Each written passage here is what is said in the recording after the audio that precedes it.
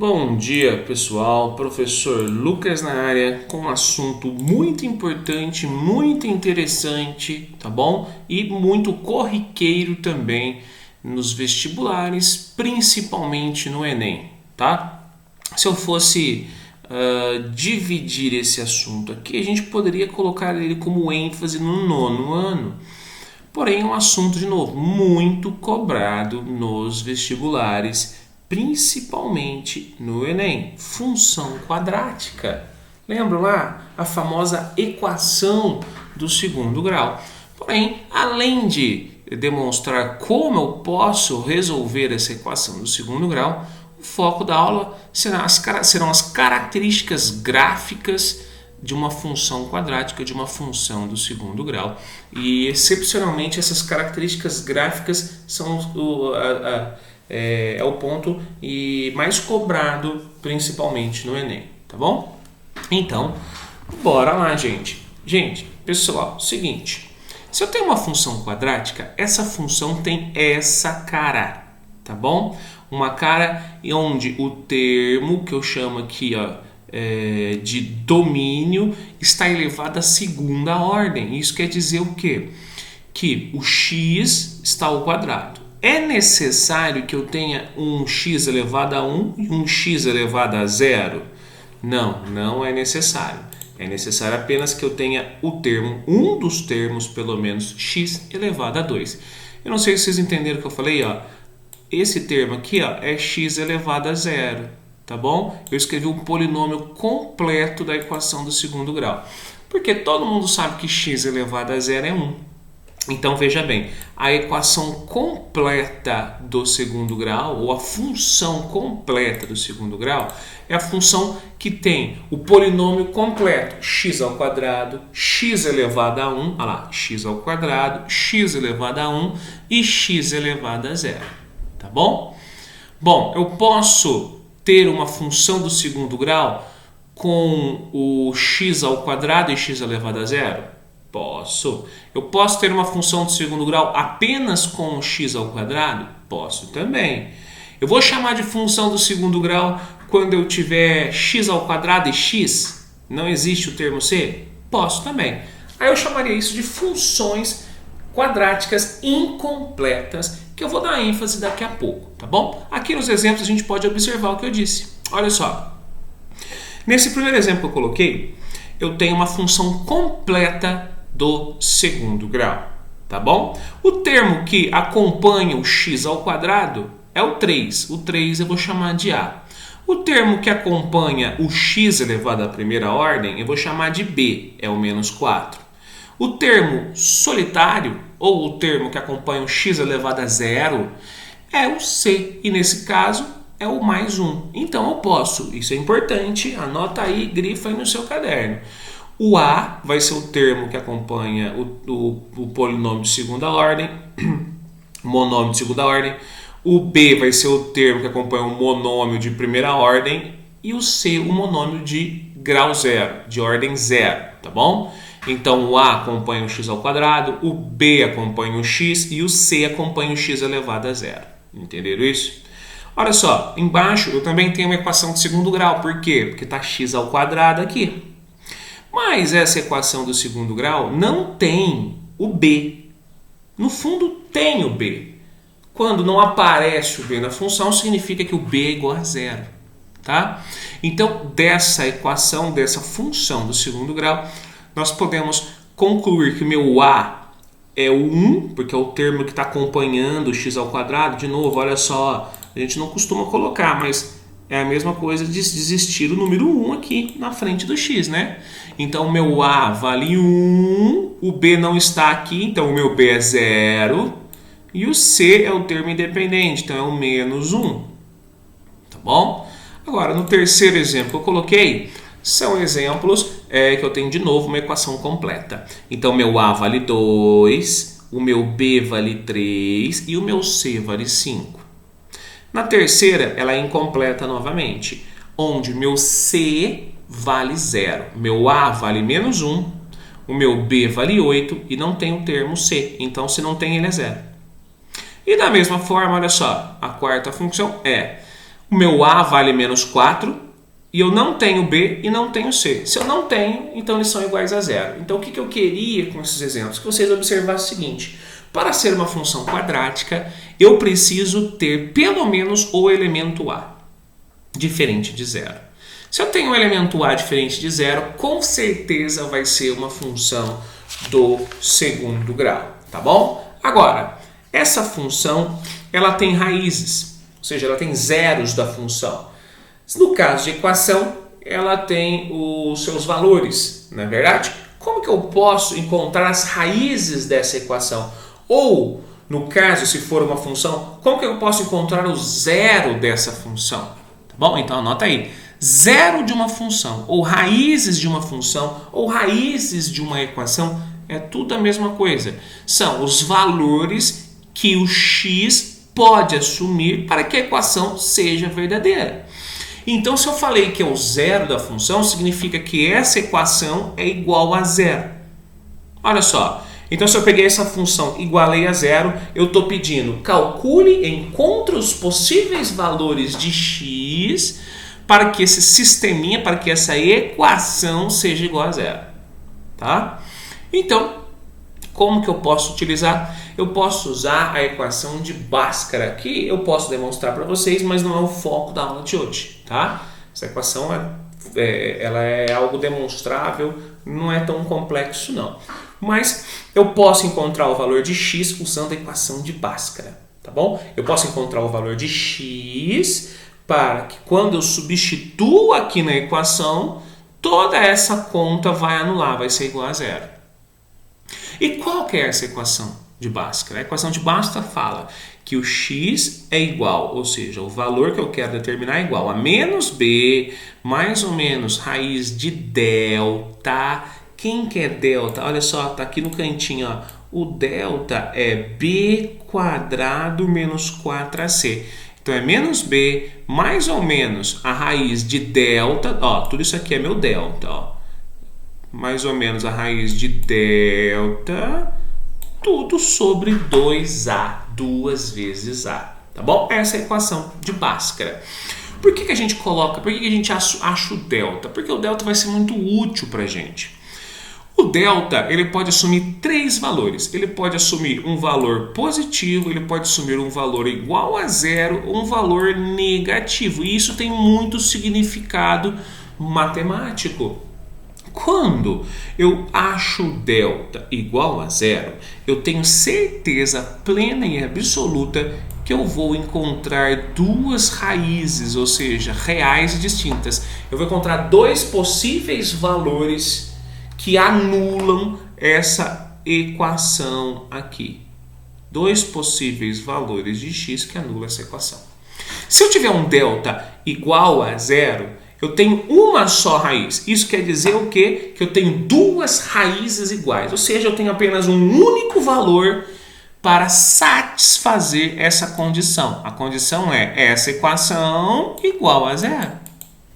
Tá? E se o delta for negativo, você para por aí, porque nos conjuntos dos reais, olha só, nos reais é impossível encontrar raiz de número, raiz quadrada de número negativo. Então não existe número real possível para anular essa equação do segundo grau, tá bom? Então se o delta for negativo, desencana, meninos. No real não existe raízes. Aí você coloca solução conjunto vazio ou solução inexistente. Entenderam isso? Professor, eu posso usar a equação de Bhaskara para resolver qualquer equação do segundo grau? A equação completa e a equação incompleta? Sim, você pode resolver ela para qualquer situação. De novo, você pode resolver a equação de segundo grau usando a equação de Bhaskara para qualquer situação. O que eu quero dizer?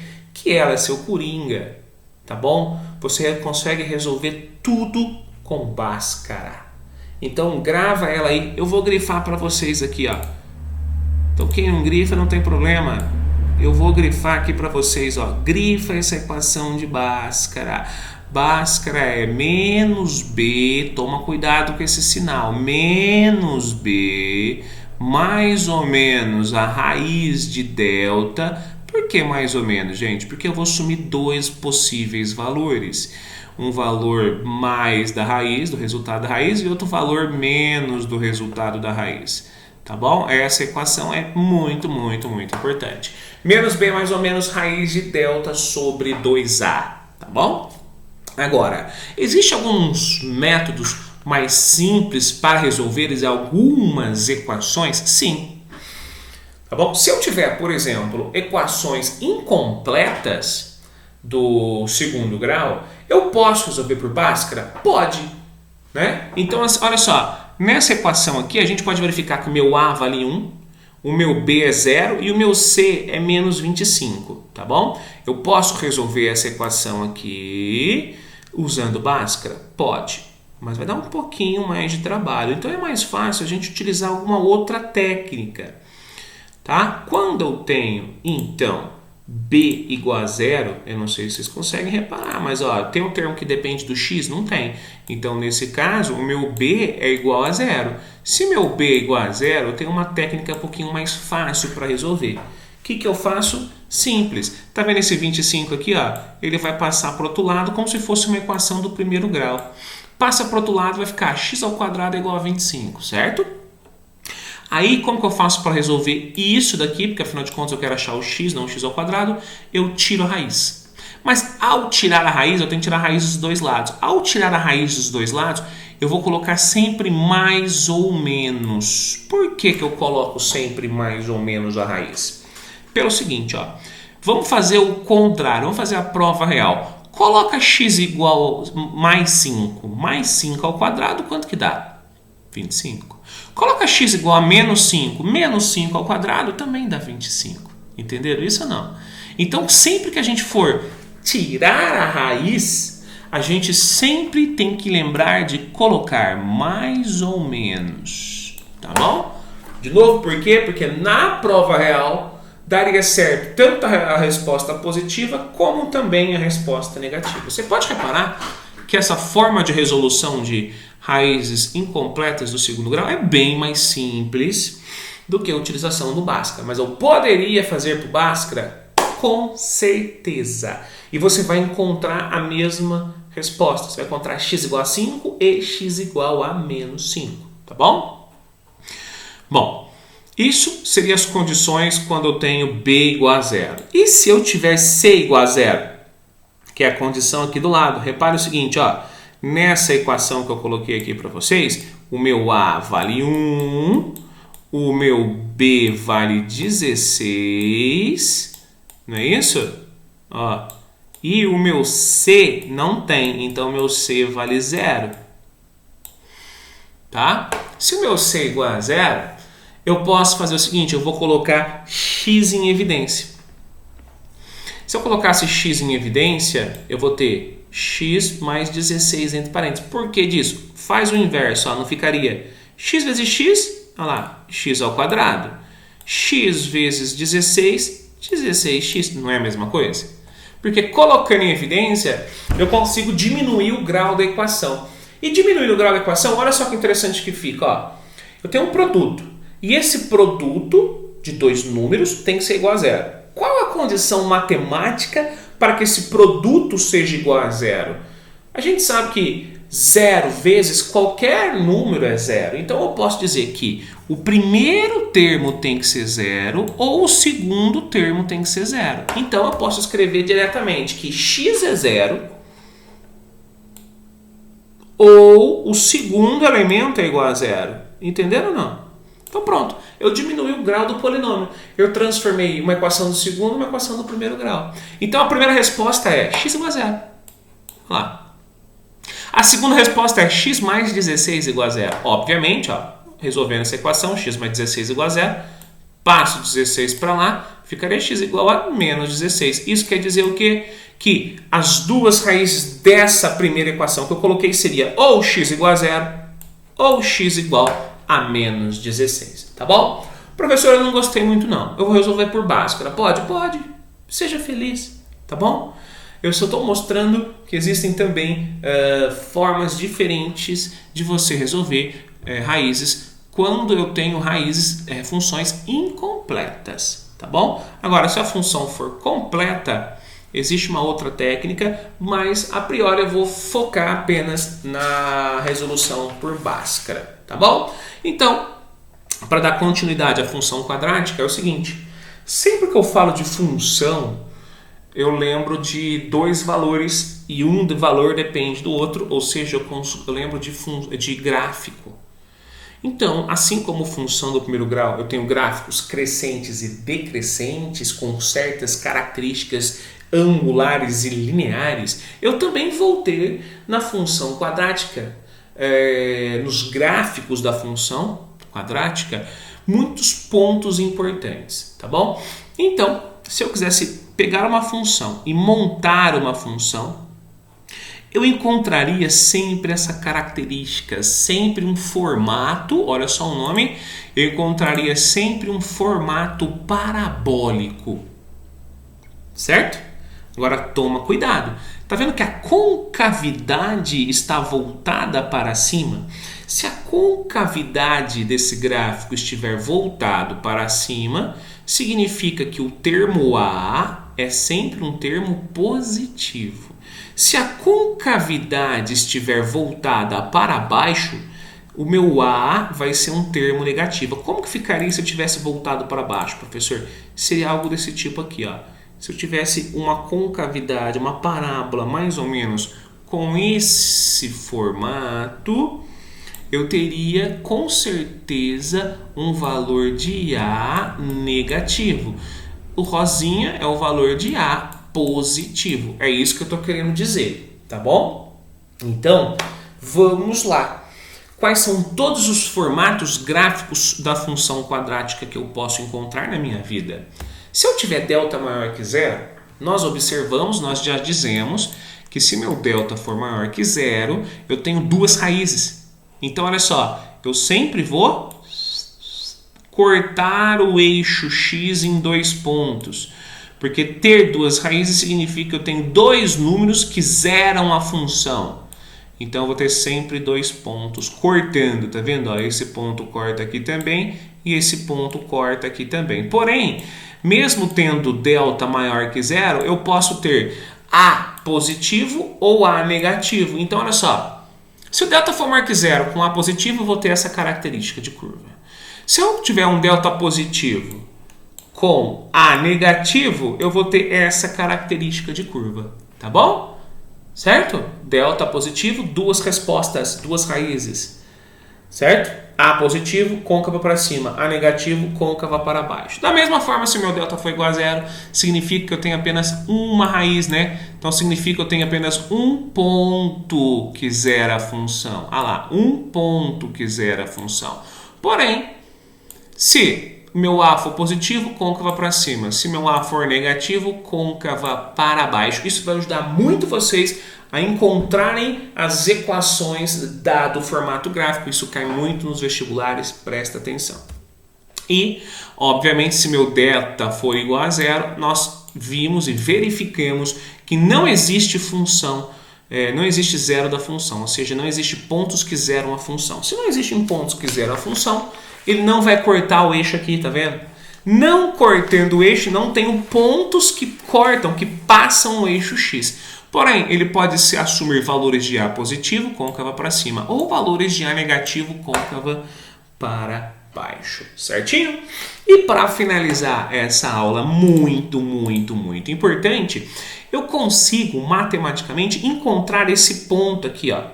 E esse ponto a gente chama de vértice da função. Ele é muito importante porque ele é o ponto onde a característica da curva começa a mudar o seu comportamento, tá bom? Então, assim, vamos atualizar essa informação? Não é, mas a gente pode fazer essa analogia. Esse vértice é o famoso achatamento da curva da pandemia do Covid-19. Certo ou não? Lógico, o Covid-19 é uma exponencial, é um pouco diferente, mas imaginando que poderia ser, por exemplo, essa parábola aqui, ó, com relação dias e números de casos. Olha só, o Y seria meu número de casos, o X seria os dias decorridos desde o primeiro caso. De novo, na prática é uma exponencial. tá? O exponencial é uma coisinha que sobe assim e faz uma barriguinha assim. Porém, vamos imaginar que seja uma função quadrática o número de casos do Covid-19. Então tá subindo, tá subindo, tá subindo, tá subindo, tá subindo, chegou nesse ponto. O que acontece? O número de casos não começa a descer, esse ponto não é o vértice, esse ponto não é o achatamento da curva. Então esse ponto chamado vértice da parábola é um ponto muito importante e vai ser muito utilizado nos exercícios. E por ser um ponto muito importante, nós podemos defini-los por uma equação, tá bom? Por uma formulinha. Olha só, esse vértice da parábola, tanto faz se ela é côncava para cima ou côncava para baixo, a fórmula é a mesma, tá? Esse vértice da parábola, pessoal, ele vai ter duas coordenadas. Ele vai ter o que eu chamo de x do vértice, que é o ponto aonde ele encontra-se no eixo x, e ele vai ter também o nosso y do vértice. Tá bom? O x do vértice, que é esse ponto amarelinho aqui, ó, ele vai ser dado por menos o b sobre 2a. Grava essa equaçãozinha aqui. E o y do vértice vai ser o menos delta sobre 4a. Tudo bem? Entenderam? Então, gente, até a próxima. Beijo do gordo.